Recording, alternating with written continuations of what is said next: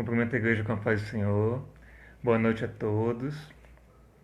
Estamos aqui mais uma vez para cultuar o Senhor, né, adorar o Senhor na beleza da sua santidade e hoje aprender um pouco mais da palavra do Senhor. Amém? Vamos começar fazendo uma oração. Convido os irmãos que estão aí a curvarem sua cabeça, fechar os seus olhos, elevar os seus pensamentos a Ele, né? Que Ele é o nosso Senhor, nosso resgatador, nosso Salvador, aquele que nos dá esperança, aquele que nesses dias pode tomar a nossa mão direita e dizer, ser forte, né? Que Ele continua conosco. Então, nessa noite, peça ao Senhor para falar contigo, peça ao Senhor para te fortalecer, peça ao Senhor por meio dessa palavra que é um ensino, fortalecer a sua fé, fortalecer a sua esperança, fortalecer os seus pensamentos diante de tantas coisas que nós temos passado. Amém? Senhor, nós te damos graça, te bendizemos, exaltamos o teu nome porque tu és santo, Senhor. E não há Deus que se compare a ti porque o Senhor é o único Deus. Nós louvamos o teu nome nessa noite, nós te adoramos, nós te pedimos que o Senhor conduza tudo o que vai acontecer aqui, e o Senhor encontre todos que estão assistindo, todos que ainda vão assistir, Senhor, esse ensino. Que em nome de Jesus os corações sejam regados, os pensamentos sejam regados, Senhor. Sejamos renovados por meio da Tua palavra, sejamos renovados, Senhor, por meio das Tuas palavras de vida eterna, Senhor. Que nós sejamos alcançados nessa noite. Que aquele que precisa de fortalecimento seja fortalecido, aquele que não tem mais nenhum vigor, Senhor, seja restaurado, aquele que está enfermo encontre saúde, aquele que está inquieto que encontre paz nessa noite, Pai. Em nome de Jesus eu te peço, e que o Senhor prepare a terra do nosso coração, para que nós possamos absorver tudo o que vai ser falado aqui, Senhor, e deixemos o Espírito Santo de Deus trabalhar em nós e trabalhar por meio de nós. Amados, nessa noite nós vamos falar sobre a lição 10, que é a última defesa de Jó, o título da lição. E essa lição ela vai estar concentrada em 3 capítulos, em Jó 29, em Jó 30 e Jó 31. Vamos começar pelo texto áureo da revista. O texto áureo se encontra em Jó 31, no verso 4. Você pode abrir a sua Bíblia aí e acompanhar comigo aqui, tá bom? Jó 31, no verso 4, diz assim: Ou não vê ele os meus caminhos e não conta todos os meus passos?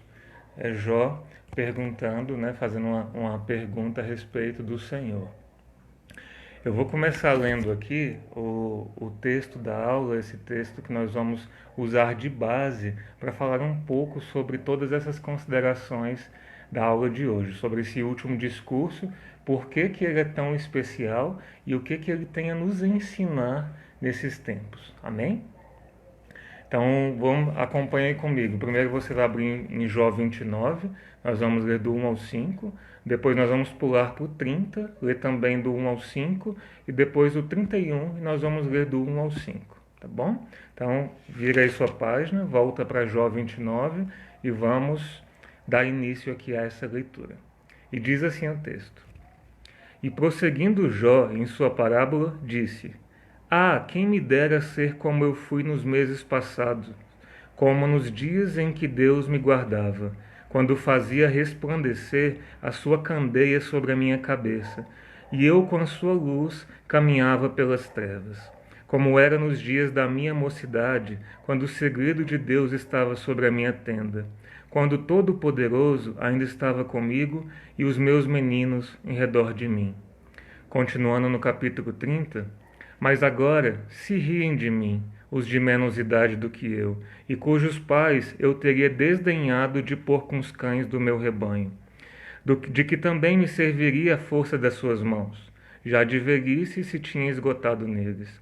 De míngua e fome se debilitaram e recolhiam-se para os lugares secos, tenebrosos, assolados e desertos. Apanhavam malvas junto aos arbustos, e o seu mantimento eram as raízes dos zimbros.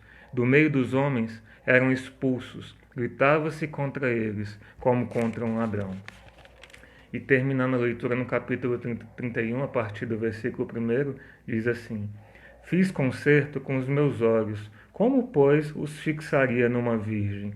porque qual seria a parte de Deus vinda de cima, ou a herança do Todo-Poderoso desde as alturas? Porventura não é a perdição para o perverso, o desastre para os que obram iniquidade?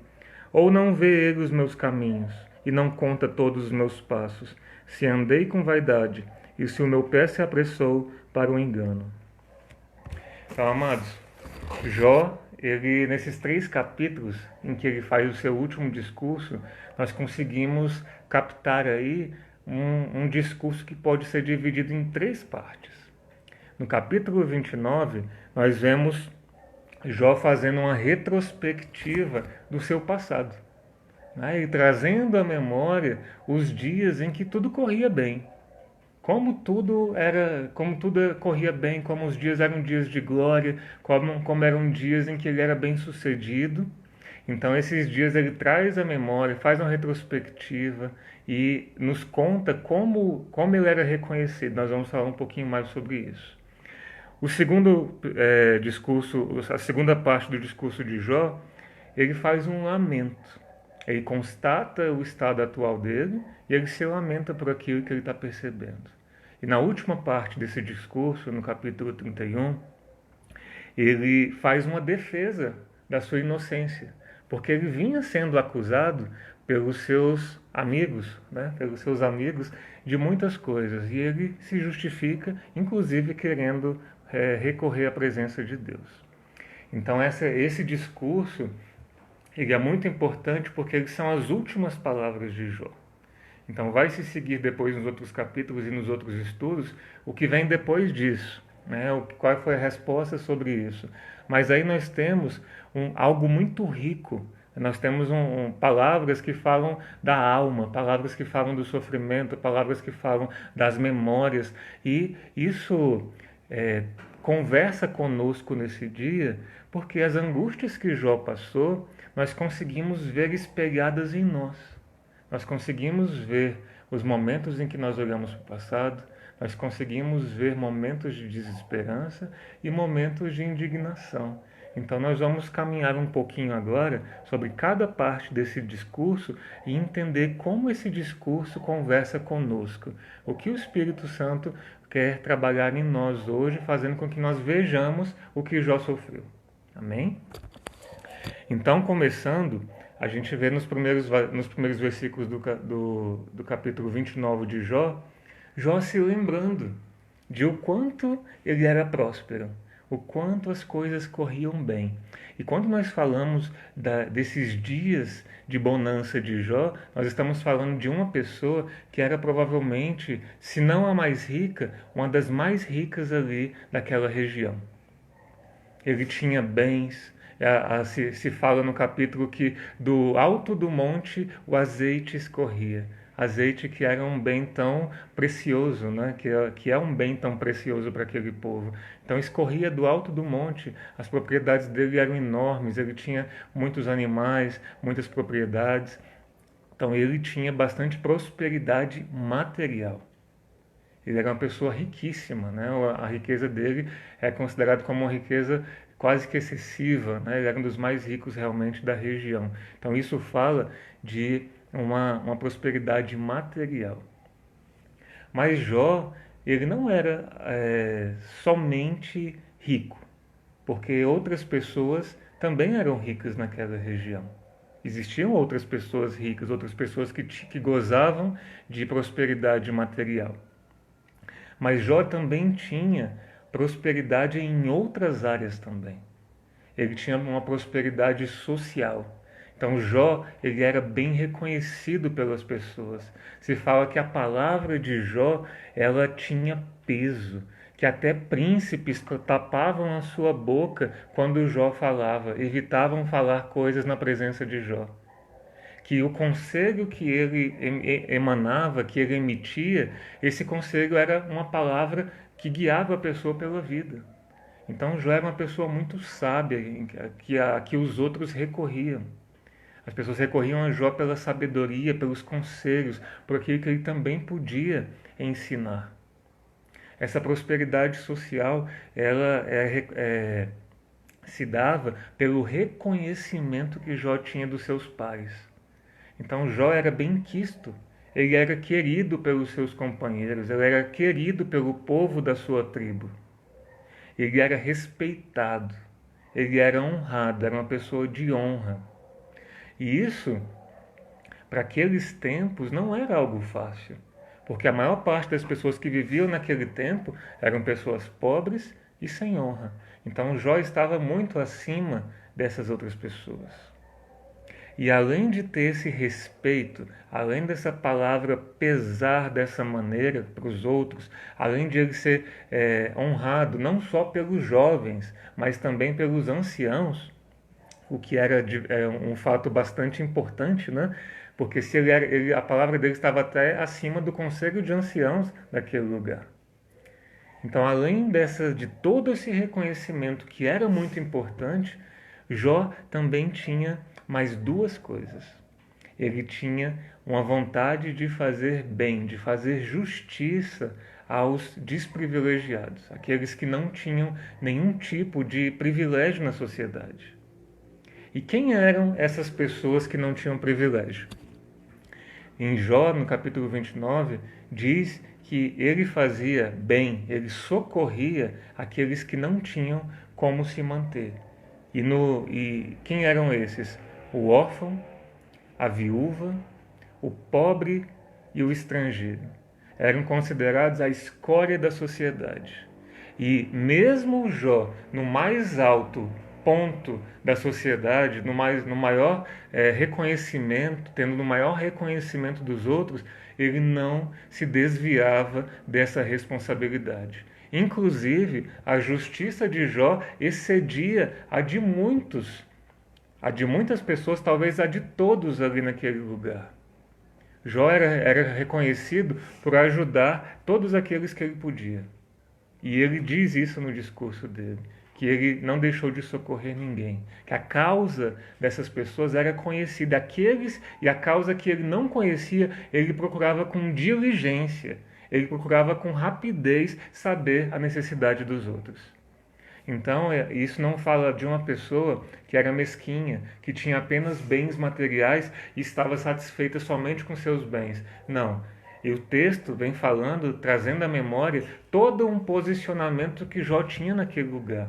Era uma pessoa próspera materialmente, era uma pessoa bem relacionada com as pessoas, querida, respeitada e honrada, mas também uma pessoa que se preocupava em fazer bem ao próximo, que se preocupava em fazer justiça. Porque a justiça no Antigo Testamento não era o que nós vemos como justiça hoje. Hoje nós entendemos justiça quando os nossos inimigos recebem a paga pelos seus erros, né? Então, foi feita justiça. Quando um criminoso foi preso pelos seus erros, foi feita justiça, né? Não. Mas no Antigo Testamento, a justiça tem outra conotação. É fazer bem ao órfão, à viúva, ao pobre e ao estrangeiro. Porque isso é que é isso é que é ser justo, e que isso é que é exercer justiça. Então Jó, por isso que ele defende a sua justiça. Por isso que se fala que Jó era justo. Não era apenas porque ele julgava uma causa alheia e era justo, não. Mas porque ele, com suas atitudes, ele exercia justiça. Então, isso traz para a gente toda a memória de Jó dos seus dias bons. Ele traz à memória esses dias em que tudo corria bem. E transpondo isso para os nossos dias, é interessante que muitas vezes quando nós nos convertemos e buscamos ao Senhor, nós vivemos uma espécie de lua de mel com Deus. Que Deus responde a oração, a gente ora, faz uma campanha, a gente levanta na madrugada, daqui uma semana Deus já respondeu a oração, você sente que encontrou tudo, que a sua plenitude foi alcançada, que não te falta mais nada, que a presença de Deus é suficiente, que você se enche da palavra dele, que as coisas encontram o seu lugar, que você encontrou o lugar, que você tem paz. E esses dias são os dias da nossa infância espiritual. Quando nós começamos, nós somos atraídos pelo Senhor com cordas de amor. E naquela infância espiritual, não sei se todos que estão assistindo isso já participaram de um momento assim. Mas eu tive um momento muito semelhante. Quando eu vim para o Senhor, assim, tudo parecia se encaixar e tudo parecia ter resposta e tudo estava certo. Eu não tinha falta de nada. Então, para mim, o mundo era perfeito, era uma coisa cor-de-rosa, né? Um conto de fadas. E Jó, relembrando isso, ele lembra da vida dele e quando ele conta, parece que tudo era tão perfeito, tudo tão bom, com tanta saudade desse tempo. E às vezes nós também nos deparamos com momentos assim nas nossas vidas. Às vezes na sua infância espiritual, quando você foi chamado pelo Senhor, às vezes numa determinada época da sua vida em que tudo parecia correr bem, de repente foi na sua infância, quando tudo parecia correr bem, você tem saudade daquilo, pode ter sido na sua adolescência, no seu primeiro emprego, quando você se casou. Então teve um momento de flores, um momento em que as coisas pareciam estar bem. E esse momento, amados, ele é importante, mas Jó, ele nos traz essa quebra de paradigma de que isso não é para sempre. Né? De que esse mundo perfeito em que todas as coisas são boas, elas nem sempre permanecem. Né? Os dias bons, eles não são todos os dias das nossas vidas. A gente também tem dias maus. E com esse discurso nós percebemos que os dias maus foram bastante difíceis para Jó. Porque nos dias maus nós consideramos. Mas nos dias maus nós também temos saudade dos dias bons. Então Jó começa a ter começa a fazer uma comparação da sua vida para o estado passado. Né? Para como ele estava naquele estado anterior, como tudo era bem. E uma reflexão que eu quero trazer hoje para a igreja é como nós percebemos que as coisas são boas quando elas já passaram. Né? Nós damos valor a muitas coisas quando nós somos privados dela. Nós damos valor à nossa saúde quando nós somos privados dela, quando nós adoecemos. Nós damos valor à nossa família quando nós somos privados do contato, quando algum ente nosso falece. Nós somos privados, nós damos valor também ao convívio da nossa família, dos nossos amigos, quando nós não podemos estar presentes, como por exemplo na pandemia. Então nós começamos a entender que muitas coisas que nós temos são preciosas. Muitas coisas que nós vivemos são preciosas. Hoje, com essa pandemia, até o ar que a gente respira é precioso. Porque tem muita gente aí que nem pode respirar.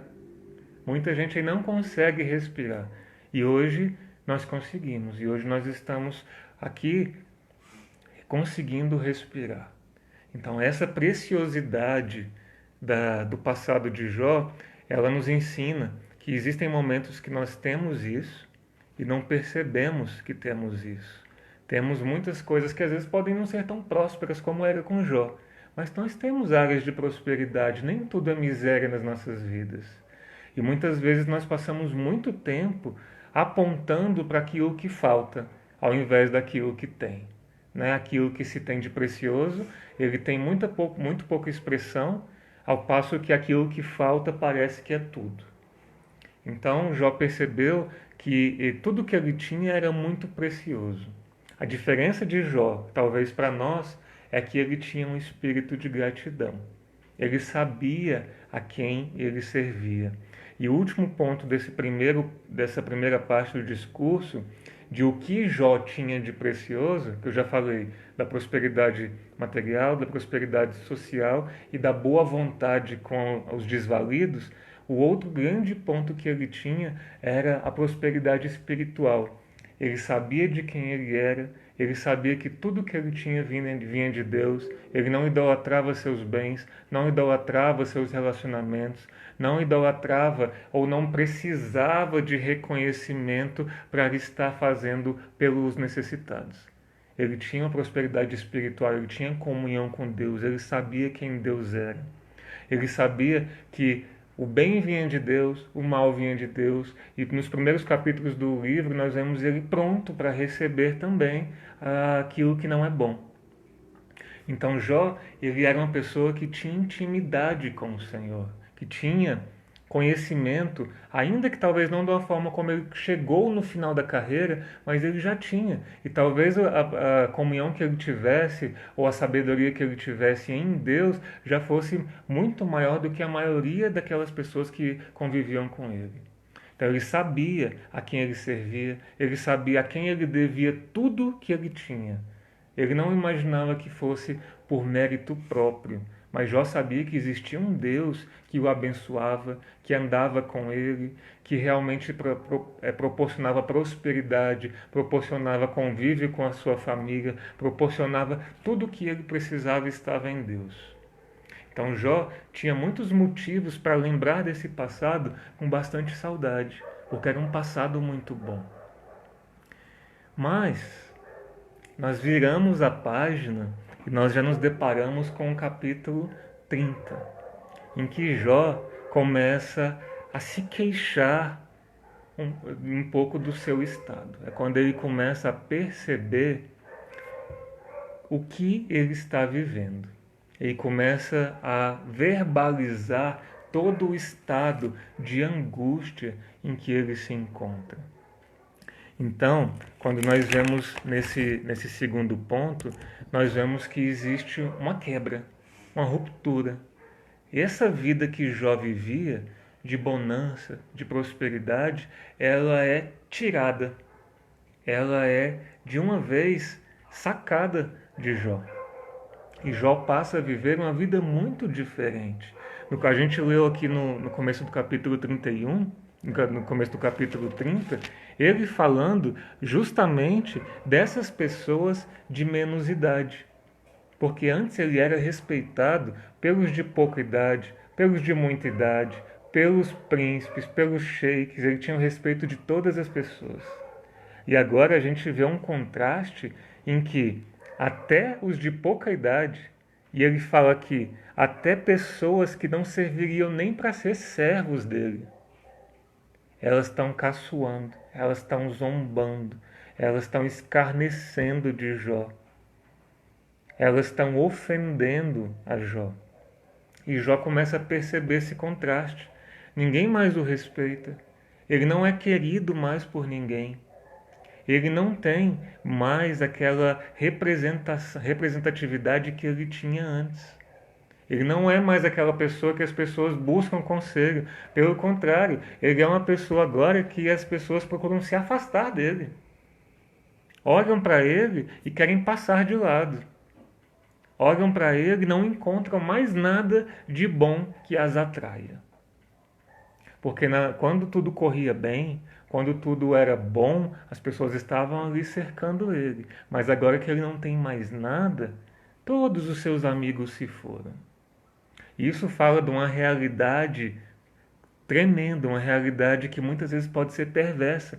Você já viu momentos da sua vida em que você se vê cercado de pessoas e parece que tudo corre bem, mas quando você está no momento de necessidade, aquelas pessoas que você jurou que ia contar, elas se ausentam. Elas não estão mais do seu lado, porque elas nunca estiveram, na verdade. Só está ao seu lado e permanece quem sempre esteve com você.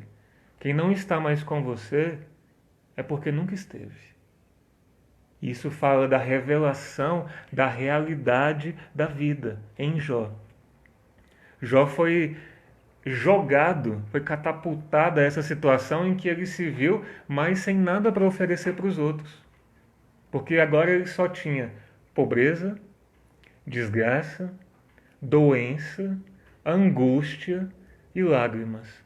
Esse era o dia a dia de Jó. Um dia a dia de bastante sofrimento. E são poucas as pessoas que querem ficar do lado de outras que estão sofrendo. São poucas as pessoas que querem ser o sirineu, que apoia a cruz, que ajuda na caminhada, que ajuda a levar a cruz, ajuda a dividir o fardo. São poucas essas pessoas. Então, se você tem pessoas assim, valorize essas pessoas. Se você percebeu que algumas pessoas se afastaram de você no momento de dificuldade, agradeça. Agradeça por elas terem saído, porque na verdade elas nunca estiveram. Então Jó se viu num momento de bastante desamparo. e bastante zombaria. Ele se sentiu oprimido. A alma dele, no capítulo 29, no capítulo 30, ele fala que a alma dele se encheu de temores, de medos. Então Jó começa a experimentar sensações que ele não experimentava antes. Aquela segurança que ele tinha antes, agora dá lugar à insegurança. A confiança que ele tinha começa a dar lugar ao medo. A fé que ele tinha começa a dar lugar à desesperança. E nada mais revelador do que uma provação para nos apontar o que está construído em nós. Muitas vezes a dificuldade, muitas vezes uma terrível calamidade, ela é suficiente para nos fazer enxergar que o que nós achávamos que tínhamos, nós não temos. Muitas vezes nós achamos que estamos em pé, achamos que estamos confiantes, achamos que estamos servindo a Deus com bastante tranquilidade. Mas vem um momento adverso e nós já começamos a perguntar: onde está Deus? Cadê Deus? Onde é que Deus se escondeu? Por que Deus não está fazendo nada? E nesse momento de grande dor, nós somos tomados por sentimentos e por emoções muito difíceis. Quem nunca já se pegou perturbado pela angústia? Quem nunca se passou pela cabeça um pensamento: mas por que eu estou passando por isso? Por que isso está acontecendo comigo? Por que isso eu estou crendo, eu estou servindo, eu estou louvando, e por que isso me sobreveio? E a angústia de Jó, ela tem razão. Se a gente olhar para a história de Jó, você vê uma pessoa que foi surpreendida pelo dia mau. Porque Jó, como diz no capítulo 29, ele esperava terminar os seus dias no seu ninho, cercado pelos seus familiares. Mas de repente ele se vê sem paz. E ele também se vê sozinho, sem seus filhos, adoecido, já idoso. Então aquilo surpreendeu Jó, pegou ele de surpresa. E muitas vezes nós somos pegos de surpresa por algumas calamidades. E essa calamidade, muitas vezes ela tem o poder de sugar as nossas forças. Eu estou falando com algumas pessoas aqui que provavelmente estão exaustas, que estão cansadas da adversidade. E às vezes pode passar pela cabeça: mas por que isso está me acontecendo? Era para ser assim mesmo? Deus me deixou? Deus me desamparou? Porque o que a gente vê aqui é que todas essas coisas, a enfermidade, as dores, o escurecimento da pele, as feridas, o desalento, a angústia, o medo, todas elas eram companheiras de Jó de dia e de noite. E o que esse sofrimento faz, quando nós percebemos que ele dura e ele é muito intenso, é começar a cegar a nossa visão espiritual. Então Deus, que era Deus, o meu Jesus, que me resgatou, como diz o salmista, que me tirou de um tremedal de lama, aquele para quem que eu confessei, que lançou no mar do esquecimento todos os meus erros, e ele já não se lembra mais de nenhum deles, a visão começa a ficar embaçada, e daqui a pouco, quem é Deus? Quem é Jesus? Né? De que me vale Deus? Depois começa a perguntar. Você começa a perguntar: de que me vale Deus? Jó, ele não chega a dizer claramente todas essas coisas. Mas o sentimento que é passado por meio das suas indagações e por meio dos seus questionamentos é de alguém que se sentiu alvo de Deus. Porque Jó, naquela época, amados, ele pensava como todo o povo. Então, para ele, não existia mal como nós conhecemos hoje, como o diabo operando. O mal, ele era proveniente de Deus. Tanto o bem quanto o mal vinham de Deus. Deus era o único responsável pelo bem e pelo mal. Então, se o mal estava cometendo Jó, É porque Deus estava fazendo isso. É porque Deus estava mirando as suas flechas todas nele. E ele começa, no capítulo 30, a dizer isso, a se sentir perseguido por Deus. Ele começa a dizer que o Senhor Todo-Poderoso mirou sua aljava toda nele. Que agora ele virou o alvo da perseguição do Senhor. Então, amados, muitas vezes esse sentimento de que Deus não está velando por nós, Deus não está conosco, Deus se ausentou da situação, ele passa no nosso coração. Mas o que eu quero te dizer nessa noite é que esse sentimento, ele é enganoso. Jeremias 17, no capítulo 17, ele diz que o coração, ele é enganoso. Mais do que todas as coisas, desesperadamente corrupto. Então, tudo que vem pelos sentidos, né? pelo nosso achar, pela nossa visão, pelo nosso escutar, pelo nosso coração, ele tem tendência a se corromper, a distorcer as coisas. E como o sofrimento distorce a realidade. Como o sofrimento distorce os nossos pensamentos. É só você ver quem está deprimido. Quem está deprimido começa a distorcer a realidade, não porque ele quer, mas porque a doença começa a fazer isso. Então todas as coisas começam a ser muito negativas, começa a ficar sem esperança nenhuma, a desesperança começa a tomar conta, toda possibilidade de melhora ele não acredita. Inclusive pode chegar até a acreditar que tudo que é possível agora é só desistir. Porque a doença faz isso. A tristeza distorce os nossos pensamentos ao ponto em que nós começamos a viver com muita intensidade essa angústia e essa desistência.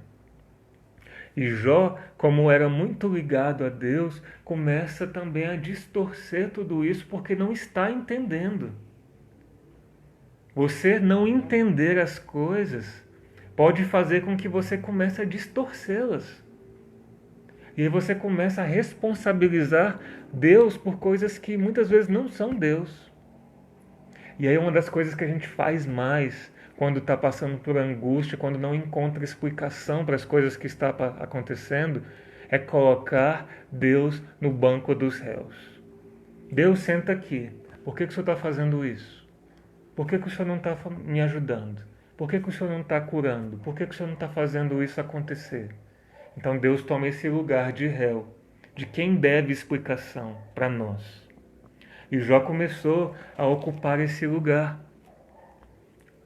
a perceber que ele tinha perdido muito, a perceber que ele estava angustiado, que ele estava com medo, que ele já não tinha mais nada, que ele não tinha mais respeito, não tinha mais honra.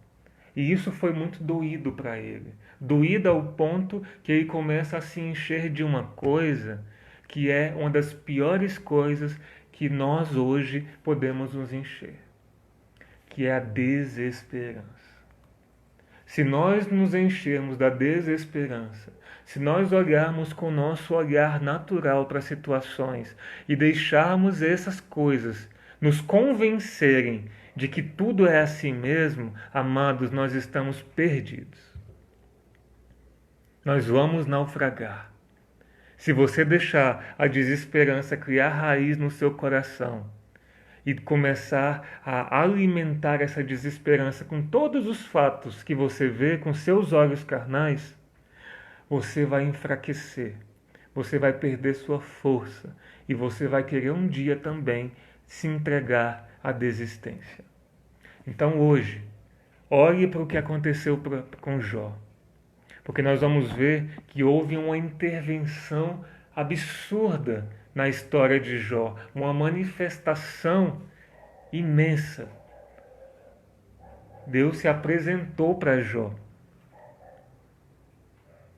Mas muitas vezes nós não temos essa manifestação no meio da tempestade, da tormenta, com raios e relâmpagos. Então hoje, não cultive o desalento no seu coração. Muitas vezes nós olhamos para trás e olhamos para aquilo que passou e comparamos com o nosso estado atual E isso é motivo de grande amargura. E isso é motivo de perda de esperança, de perda de força, de olhar para o passado como se aquilo nunca mais fosse voltar e como se o estado presente de angústia fosse ser sempre assim. Não vai passar mais, minha vida acabou, isso acabou, vai ser só de mal a pior. Não se encha disso, porque isso não é verdade. Nós não cremos assim. Nós não fomos chamados a crer no Deus que não faz nada, no Deus inoperante, no Deus que fraqueja, no Deus que se ausenta. Não, diferente disso, pelo contrário, nós somos chamados a crer no Deus que não se ausenta, no Deus que não dorme nem dormita, no Deus que cuida da sua entrada e da sua saída, no Deus que está contigo no meio do vale. No Deus que está contigo e diz: se essas águas aumentarem, eu estarei contigo. Se houver um fogo, eu estarei no meio desse fogo. Se houver tempestade, eu estarei ali. Nós fomos chamados por um Senhor, por um Jesus que disse: vinde a mim todos os que estáis cansados e sobrecarregados, e eu vos darei alívio. Nós somos chamados a crer num Deus que alivia, num Deus que cura, num Deus que renova, num Deus que, ainda que você não entenda tudo o que você está passando, Ele não se ausenta e com Ele é possível passar pela dificuldade. Sem Ele é impossível. Esse foi o nosso chamamento. No momento de dúvida, nós somos confrontados com as certezas humanas. E se nós formos olhar apenas para certezas humanas, é isso mesmo, mano. As coisas não fazem sentido, as coisas se perdem, as coisas são dolorosas demais ao ponto que nós não conseguimos suportar, porque se nós deixarmos a nossa visão espiritual ser cega, ao ponto de que nós nos esqueçamos de quem é Deus nas nossas vidas, é isso que acontece conosco. Mas nós estamos sendo chamados a deixar o colírio de Deus cair sobre os nossos olhos para que nós não enxerguemos a situação como todos os outros enxergam. Onde há desesperança, onde só há morte, onde só há dor, onde só há sofrimento, nós temos que enxergar esperança, nós temos que enxergar continuidade, nós temos que enxergar a mão do Senhor potente, poderosa e presente. Porque é isso que acontece quando as escamas dos nossos olhos, elas caem mediante a aplicação desse colírio santo. É que nós passamos a ver que existe uma realidade espiritual. E que ainda que nós não consigamos ver aquilo que nós desejamos ver nessa terra, toda justiça será feita na eternidade. Ainda que a minha justiça não seja feita da maneira como eu quero aqui nessa terra, eu sei que existe um Deus justo e que ama a justiça, que fará toda essa justiça na eternidade. Em que na eternidade, como diz Apocalipse 21, nessa eternidade não haverá mais morte, não haverá mais dor, não haverá mais tristeza, não haverá mais choro nem pranto, porque todas essas coisas terão passado. Todas essas coisas terão passado e tudo, absolutamente tudo terá sido feito novo. Então é a essa esperança que nós estamos sendo chamados. Jó olhou para o seu passado de glória, olhou para o seu estado de destruição e ele se desesperançou. E houve desalento nele. Mas nós não enxergamos a palavra mediante apenas aquilo que está naquele contexto. Nós enxergamos essa palavra com a lupa de Jesus, com a lente de Jesus, porque toda a Bíblia tem que apontar para Jesus. Então hoje, o que nós vemos dessa mudança radical de vida é que diante de situações tão difíceis, em que nós vemos um passado que nós consideramos bom e vemos um momento de grande tragédia, a nossa tendência natural é perder a esperança, perder a fé, questionar e murmurar. É isso que nós fazemos. É isso que nós fazemos. Mas hoje, por meio da palavra, estamos sendo convidados a não olhar assim. a olhar para o autor e consumador das nossas vidas e saber que Ele cuida de nós. E na última parte, que começa em Jó, no capítulo 31, nós vemos ele fazendo a sua defesa, ele se apresentando a sua justiça diante de Deus, dizendo que, se defendendo de todas as coisas que poderiam justificar, porque ele queria uma razão. Precisava haver uma razão para ele estar passando por tudo isso. Precisava existir alguma coisa errada. Deus precisava mostrar para ele o que tinha acontecido. Então ele começa a listar e se defender de várias coisas possíveis, porque os amigos dele, os amigos da onça, já tinham insinuado que ele estava em pecado, que a razão de ele estar sofrendo era porque ele estava em pecado. E ele tinha certeza que não tinha pecado. Ele começa se defendendo do pecado sexual, de não ter colocado os seus olhos numa virgem. Porque isso era uma coisa muito comum. Os senhores, quem tinha muitos escravos, quem tinha muitas pessoas que trabalhavam, olhar para as suas virgens, olhar para as mulheres, possuírem essas mulheres. Porque eles eram ricos, eles podiam fazer essas coisas. Mas Jó está dizendo que mesmo que aquilo fosse comum para aquelas pessoas, para os senhores daquela época, ele está dizendo que ele nunca fez isso. Que ele fez uma aliança com seus olhos. Nós vemos em Mateus 5, abre a sua Bíblia, que isso também se reflete no Novo Testamento. Abra a sua Bíblia em Mateus 5, no verso 27 e 28.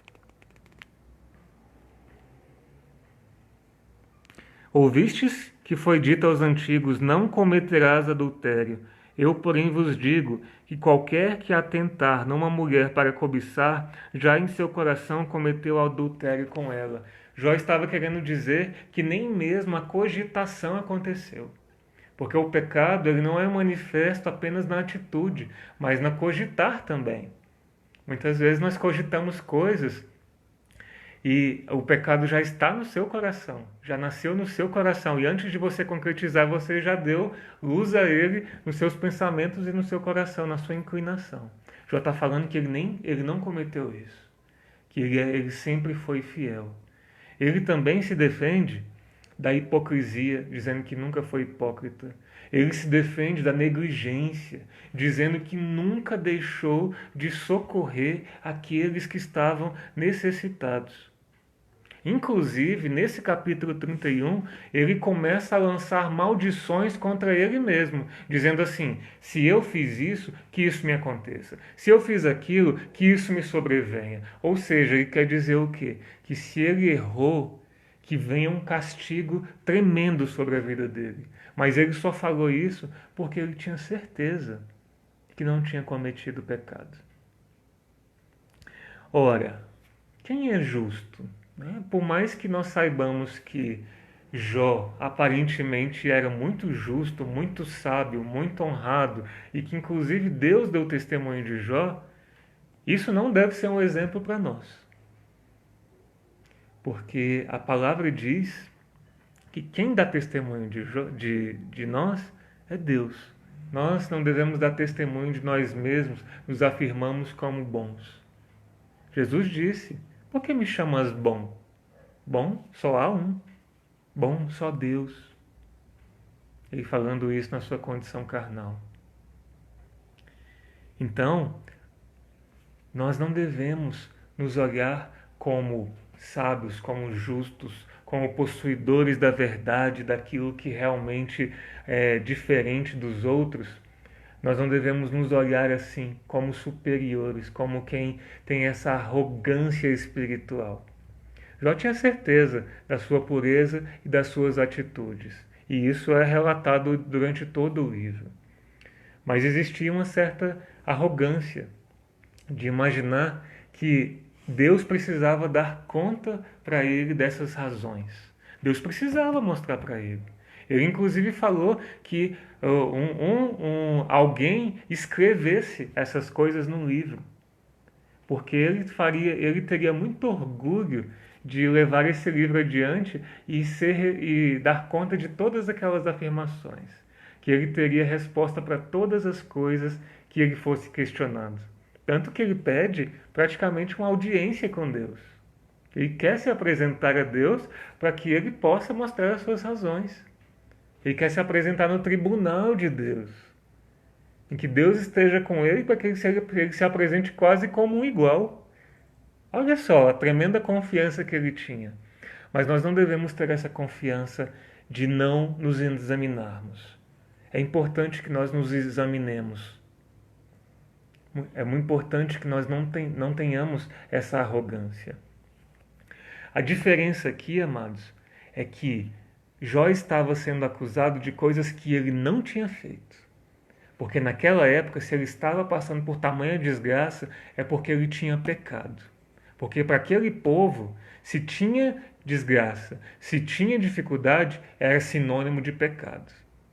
E hoje, as igrejas têm cultivado isso, de que quem passa por dificuldade é porque tem alguma coisa errada, tem um pecado escondido, é o tratar de Deus, é a justiça de Deus, é a mão de Deus sobre aquela pessoa.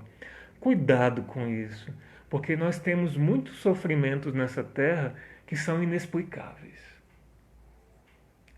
Há o justo que recebe o mal e há o injusto que recebe o bem, como bem diz o livro de Eclesiastes.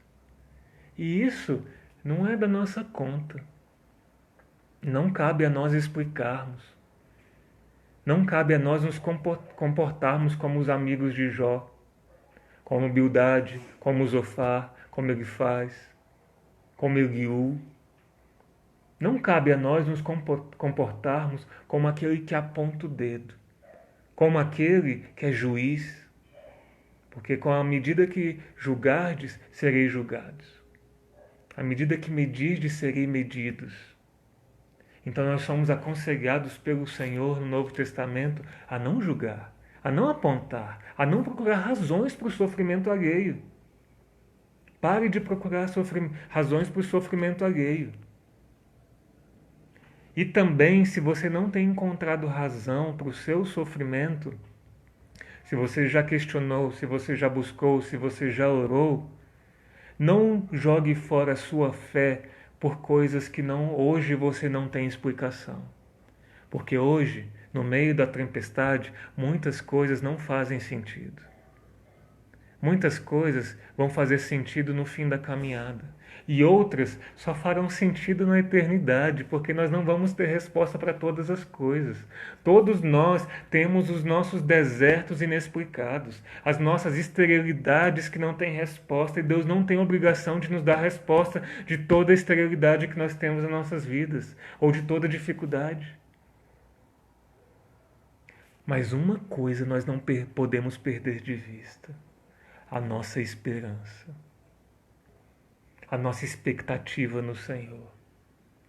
Porque para aquele que nasceu de novo, ele não precisa de explicações para todas as coisas. A graça já é suficiente, a graça já o sustenta. A revelação de Jesus, da sua salvação, da sua conversão, da sua promessa de vida eterna é suficiente para apagar e para aplacar qualquer tipo de dúvida existencial ou dúvida sobre situações terrenas que possam existir. Porque em Deus há justiça, em Deus há uma justiça eterna, um amor eterno que dá o seu único Filho por nós, para que nós não pereçamos, mas para que nós tenhamos vida. Você não pode colocar em risco a sua vida eterna, a sua promessa de descanso, a sua promessa de viver com o Senhor na eternidade, por situações, por sofrimentos, por pesos que hoje se tornarão pesos de glória na eternidade. Não perca o seu norte de vista. Jó teve sua vista embaçada por algum tempo, pela circunstância, pela dor, pela dificuldade, pela comparação com o passado. Hoje eu quero te dizer, Pare de comparar o seu presente com o seu passado. Pare de olhar para trás. O olhar para trás paralisa, o olhar para trás adoece, o olhar para trás traz desesperança. Pare de olhar para trás. Pare de se lamentar também. Pare de se lamentar pela sua situação. Pare de cultuar essa ferida. Pare de cultuar esse ídolo. Pare de cultuar essa área de falta. Pare de cultuar essa perda que você teve. A dor, amados, ela é inevitável. Ela virá sobre todos nós. É impossível uma existência sem dor. A dor, a aflição faz parte dessa existência. Mas a opção pelo culto à dor, a opção por se ligar, por deitar na cama dessa dor, que nós chamamos de sofrimento, esse sofrimento que está atrelado à sua alma, que você não se desapega dele, esse sofrimento ele é alimentado. Ele é alimentado pela nossa disposição mental de voltar todos os dias e darmos mais uma migalha para ele. De não buscarmos fortalecimento da nossa fé em coisas que edificam. Paulo disse aos Filipenses que nós deveríamos nos encher das coisas que têm boa fama, das coisas que edificam, das coisas que são boas, das coisas que nos trazem crescimento. Se há algum louvor, nisso se aplicai, nisso buscai, a isso buscai. Mas nós estamos nos alimentando de tanta dor e tanta desesperança do nosso passado e daquilo que não se realizou e daquilo que não vai acontecer mais e da realidade que eu não consigo mais viver e da minha fragilidade. Eu começo a mastigar isso todos os dias de modo que a minha esperança é drenada e até Deus não é mais Deus para mim. Não tem mais esse poder de resolver todas essas questões. Porque essas questões foram alimentadas, porque esse sofrimento foi alimentado, porque eu mastiguei, regurgitei, botei para dentro, voltei de novo. Isso vai adoecendo a alma. Adoeceu a alma de Jó e pode adoecer a minha e a sua alma, se nós continuarmos com essa mesma disposição de mente. Romanos 12, no capítulo 12, no verso 2, diz: transformai-vos pela renovação da vossa mente, para que experimenteis qual seja a boa, perfeita e agradável vontade de Deus. Só experimenta a vontade de Deus, a novidade de Deus, a libertação do cativeiro de Deus, a mudança de vida e de página, quem muda a sua disposição de mente.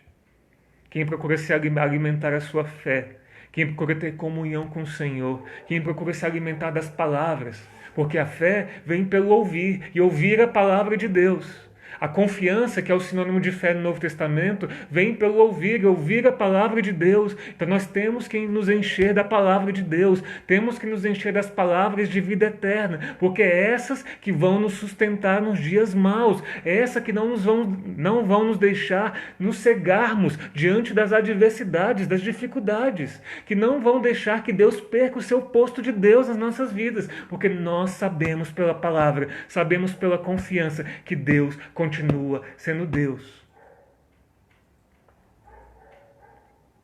Então, nessa noite,